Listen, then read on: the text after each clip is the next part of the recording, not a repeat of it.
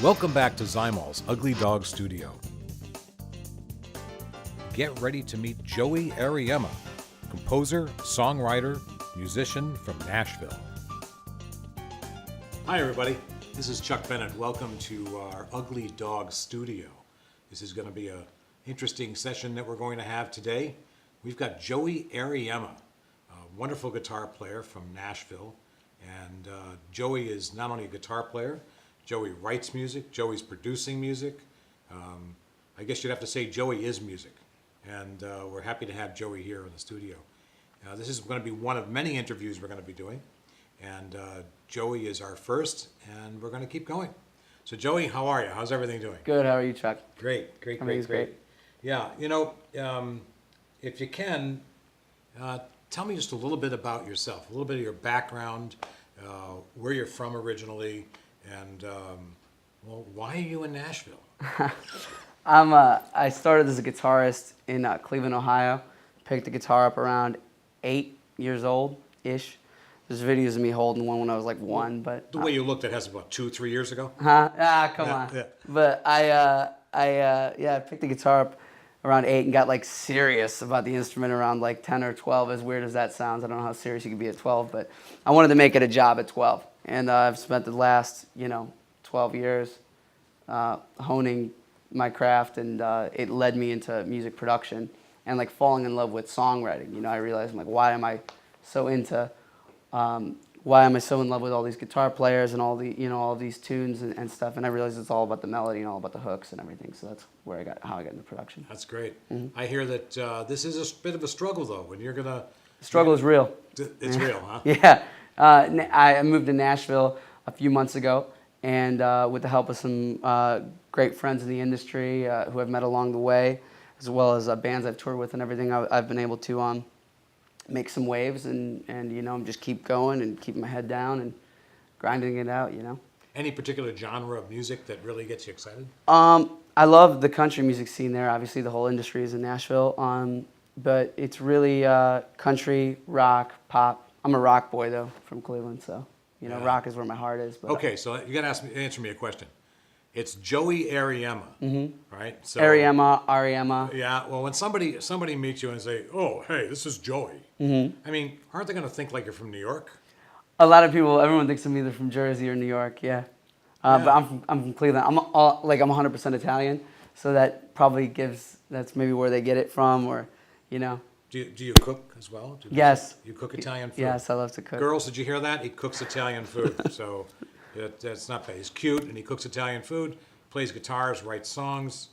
This could be a real catch. Okay. I'm getting there. My mother and my grandparents, they cook way better. I'm just learning. Working on it. Well, we've got a couple of questions for you. If you were to sum up so far, the success you're now starting to achieve, is there some sort of inspirational quote that you can attach to that? Yeah, if you're the smartest person in the room, you're in the wrong room. Absolutely. Yeah. Wow. Okay, so how does that work? Why do you say that? In order to, everything I've ever done I've learned the hard way. The older I get, the more I realize that everything my dad tells me is right. I let him know that the other day, and he was laughing. But really, the only way for me to get to the next level and to progress and to hone the craft is to be a student of it and just basically beat myself up. I got to get into a room with people that are better at me than at what they do than I am, and I just learn from it, and I absorb everything like a sponge. I try to. So you're on this journey, okay? Tell me, let's look at the real musical journey, because at one point you were sitting in your room and you were practicing, and you decided, I'm not practicing anymore, I'm playing. So what made that happen, and how did the journey start? I would always play and visualize performing in front of people, and I started performing in front of people around 12. So I guess I maybe picked it up around 10, and then at that point, I started a band when I was in 6th grade. So, but it's always been, you're always sitting there practicing and you're really thinking about what would this sound like in front of a bunch of people, or, you know, you're always visualizing that, you know. So you get studio work now? Yes, I do a lot of production, and a lot of times the co-writes, the rights I write with other people, the songs I write, with other people in Nashville, and throughout pretty much America. I could produce those tracks myself as well, so I build the stuff from the ground up. I'm a multi-instrumentalist, so yeah. You've probably, you know, just going to Nashville has presented, I would imagine, some very big challenges. What do you think some of the, maybe even the biggest challenge you've had so far in what you're doing? It's keeping your head above the water, you know. It's like, you have to be focused, and you have to have like this, you know, you have to focus in on what you really want, because there's so much opportunity. You just have to get it. You have to go, no one gives it to you, you have to take it, you know. But you have to be respectful, and you have to learn from everybody. And the way I look at it, like, I come from a really strong Italian family, so I want to come up to be with everybody, you know what I mean? I want to help everybody who helped me. I just want it to be like reciprocal. Is there any moment that for you was the aha moment? This is the moment that, wow, this all made sense, or this is, I've realized what I need to do now. It happens in pieces. I think the first time I ever played in front of my high school, I was like 13 or something, you know, like ninth grade. And I went out and we played, and it was like a huge moment for me. It was just like a total blur, and it was like a huge adrenaline rush. And then that transferred over into writing music, where I feel like now that I feel like I could make a song out of anything. It's just a matter of not saying it's going to be the best song in the world, but that it could be.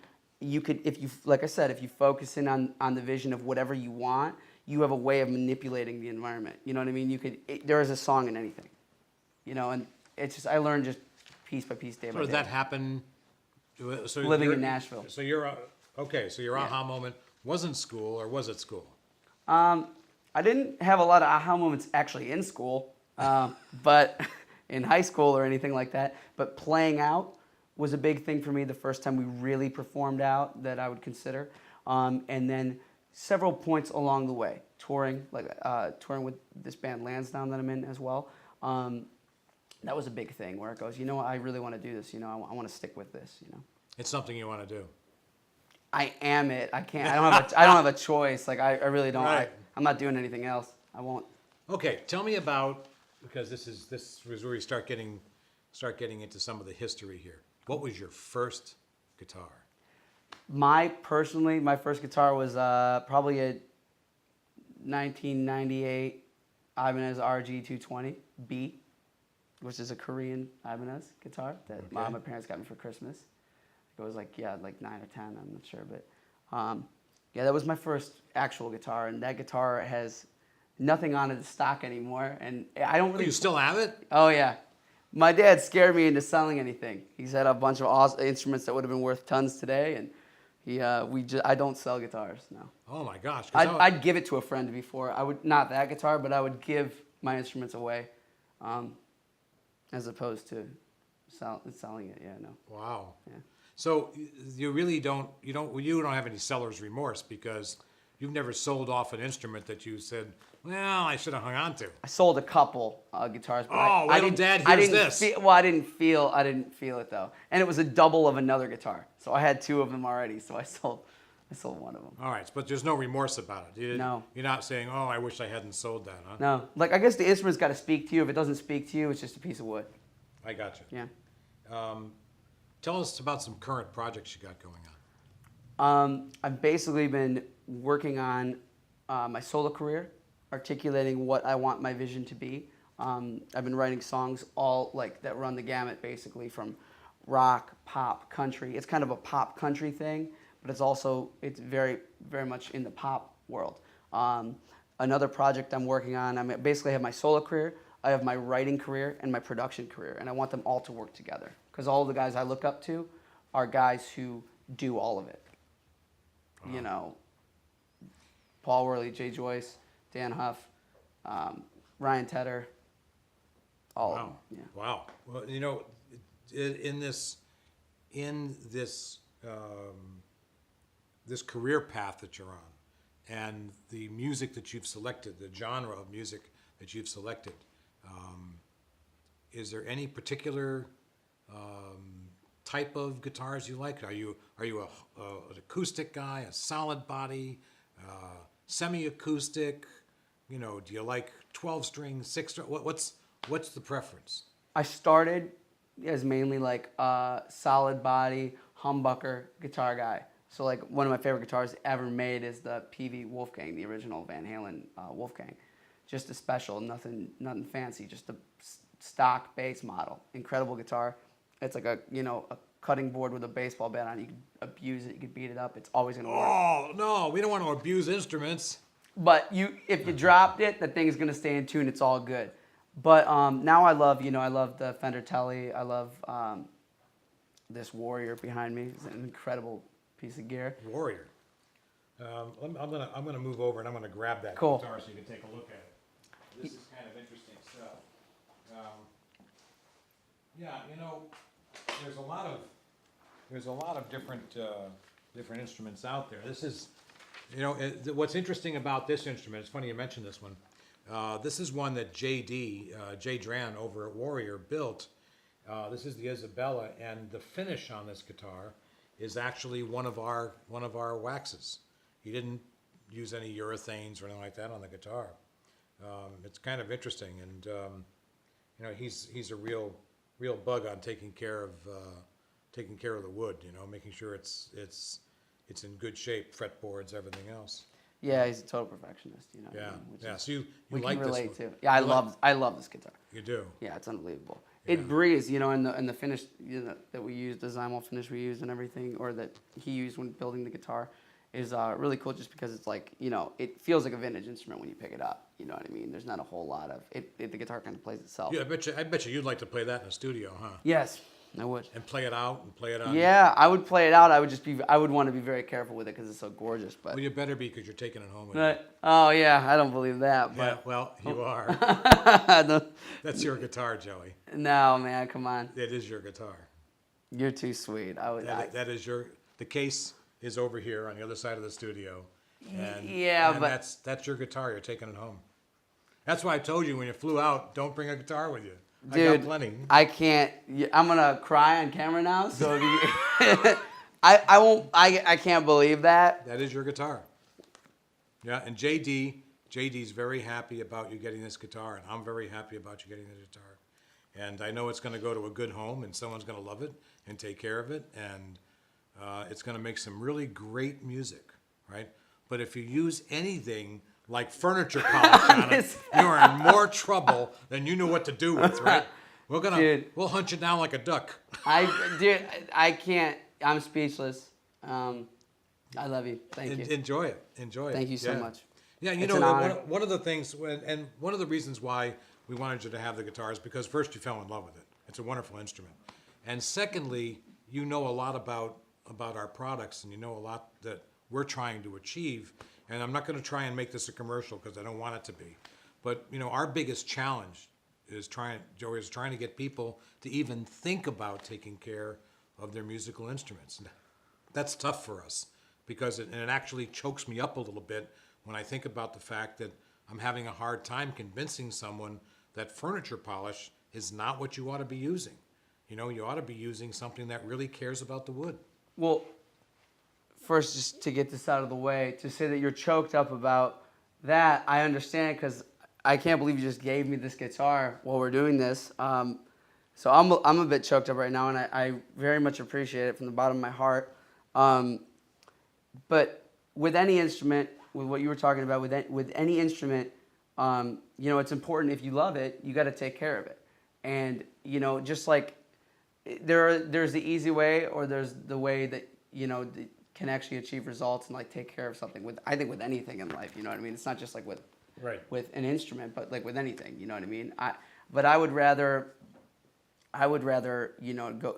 go for what is going to work in the long run as opposed to instant gratification. Like like the first thing I would clean my guitar with when I was young, I would pull the furniture, the Guardsman furniture polish. Oh, do we want to mention brand names? Maybe not. Maybe not. But First thing I would do is I'd pull out the furniture polish and just spray it on the guitar. Oh, yeah, just but Oh, on a natural finished guitar, especially, because a lot of my friends down in Nashville have these Gibsons with with nitrocellulose finishes, and you're quick to see, like if you were to use an inferior product to clean it, yeah, you'll see it. nitrocellulose is very You'll delicate. see it. It's plant based, correct? Yeah, well, that and original lacquers were made from the shell of a beetle called the lac beetle, Okay. and nitrocellulose. There is some of that lac beetle shell in nitrocellulose. It's kind of interesting that in the United States you're not allowed to spray nitrocellulose on musical instruments or on cars or anything. The EPA really has a hard time when it comes to Right. nitrocellulose because of the amount of volatile oxidizing compounds, VOCs, in there. But in either case, when you do have an instrument that's got nitrocellulose, they're very delicate. You can literally scratch the Yeah. surface with your thumbnail, and the paints or the surface remains really soft. So using things that have got like lots of silicone in them, oh, that's the worst thing you can do. You got to be careful. And then with acoustic guitars, the resonance of an acoustic guitar, and very much a lot of the solid bodies, the resonance depends on the wood. And if you start choking off the wood with silicone, you're choking off the sound. And that happens. And we see it all the time. We get calls all the time or texts where someone says, I've been using furniture polish on my wonderful 12-string guitar for the last 8 years. Right. And now that, no matter what strings I put on, it sounds dead. Well, guess what happened? Right. And trying to get that stuff back out of the finish, it's tough. Yeah, I could imagine it'd be very difficult. As well as, resonance, you mentioned resonance. Resonance is one of the most defining features, I feel like, when I pick up a guitar. No guitar is created equal, I think. It was a tree once. You know what I mean? That's right. That's right. It's like, it's wood, it's organic. So when you pick the guitar up and you play it, if it like sings, you know what I mean? To me, it's a writer. You know what I mean? If it's nice and loud and resonant and bright, I feel like riffs and stuff will come out easier, and you're able to kind of channel the energy. That sounds a little weird, but No, it's true. It's like that. It's true. It's like people are one with their instruments. Yeah, you got to connect with it. It's like I said, music comes from your heart. If you were an instrument, a particular guitar, what would you? Oh my God, that's what you'd be, Yeah, right? yeah. Yeah, you'd be a I don't warrior think I'm Isabella. I don't think. Has it sunk in yet? No. I'm trying to do that, and I can't. I still don't. Yeah, not That's really. yours, Joey. That is yours. Thank you.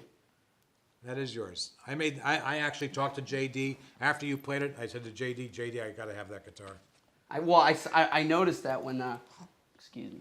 I noticed that when I picked the guitar up. We were playing at Summer NAMM 2014 in Nashville, and that's when I met you. And then we picked it up and just started ripping it. We played both of the instruments, both of this model, and this one was just screaming. They were both incredible works of art, but this is the one that I think I played it, and you were like, "Yup, let's get it." Played through that Bogner. Sounds incredible. It's really great. It breathes. The thing's alive. You know what I mean? Yeah, absolutely. Absolutely. Okay. So we're at the point now that I'm going to hit you with some questions, and you don't have to elaborate. You can just say, okay, I'm going to give you quick answers. Right? That'll be hard for me. It's almost like one of those psychology tests. We're going to show you an ink blot, right? It's going to look like a woman with her clothes off. Probably all 12 of them are. All right. So this is short and sweet. At any point, what do you think was holding you back from becoming what you wanted to be?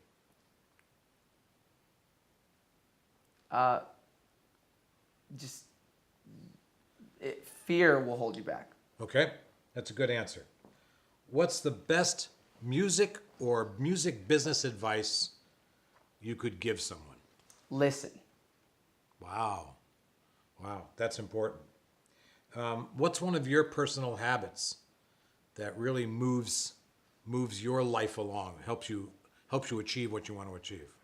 I never liked regimen, but finding a regimen that works for you and actually sticking to it, discipline is the word, yeah. Like just a particular habit, like I like to work out, Do you have a resource or some group of people or an association or someone that you can say has been instrumental It sounds like Dad has been pretty. My dad, my mother, my father, my mother, my brother, my family is so tight. They've been completely. I mean, they are number one. They're the only reason I'm able to do what I do because they supported me from number one, and also my music industry family, including you, and people I'm lucky enough to call my friends like around the world already. You know, I'm super humble. I'm super grateful about it. You know what I mean? That's great. Yeah. That's great. Any particular, any kind of particular book or movie or anything that you'd recommend someone who's wanting to do what you're doing? Anything you want to recommend to someone? Anything they should read? Anything they should go see? I think if you want to do something in the industry, no matter what you want to do, I think you should become a student of whatever you're most attracted to. Like if you love a certain band, go see that band a few times or follow them on a few tour dates. You know what I mean? If you want to write books, read every book from your favorite author. You know what I mean? Just become a student of it, I think. I'm not sure if I have any specifics. Any particular music website you like to jump on and hang in, or do you have any particular website? Even doesn't even have to be music. YouTube is the greatest resource ever. If I don't watch TV. I'll just do YouTube, and if you want to figure something out, it's really a mouse click away. Like you need to allocate the time to it. There's only 24 hours in a day. You know. Oh, I thought there were 26. I know. I wish there were more. If you could have any instrument in your collection, what would? I mean, Really? I don't have to talk. I just looked it up. Yeah. Oh Yeah, my gosh. Really. Oh my gosh. And final thought. Final thought. Yeah. If people want to know more about Joey Ariema, right? And they want to know more about what you're doing, and they want to hear what you're doing, and maybe get a chance to see what you're doing. Yes. What should they do? How do they get in contact with you? What should they go? JoeyAriemma.com, which is, in the process of being built up, or just find me, ARIEMMA. Those are M's as in Mary. Just find me online. Reach out to me. I'll hit you back as soon as I can, and just stick with me because So I you'll treat talk my to people. right. Yeah. So if some young person is in their room and they've got their guitar and they're trying to figure out. Well, yeah, it's all love. I mean, I teach kids via online lessons, via Skype or FaceTime. I teach people all over the world. So I'll be the first guy to, you know what I mean? I want to reach out to people. Yeah, I want to help people that reach out to me. Wow. For sure. Well, listen, all I can tell you, Joey, is that this has been really a lot of fun. It's been great having you here in our studio. Like I said, you're the first person, and this is going to be great. We are solidly behind Joey Ariema, and if you get an opportunity to, go to Joey's website, find out about Joey, listen to Joey, listen to the way he plays, watch him play. I try to figure out what he's doing with his fingers. I can't figure it out. My hands never moved that fast ever. And that's an important point for you ladies as well. But Joey is really an amazing guitar player. And join us again real soon from the Ugly Dog studio. By the way, Joey's not the ugly dog. I could be, but our ugly dog is a wonderful Shar-Pei that passed away some time ago. Her name was Wrinkling, and she'll always be in our hearts. And she'd always be laying in front of me wherever I was, and I used to call her the ugly dog. So this is a tribute to her. And this is a tribute to music, music everywhere. Thank you very much. Catch you again soon. Bye-bye.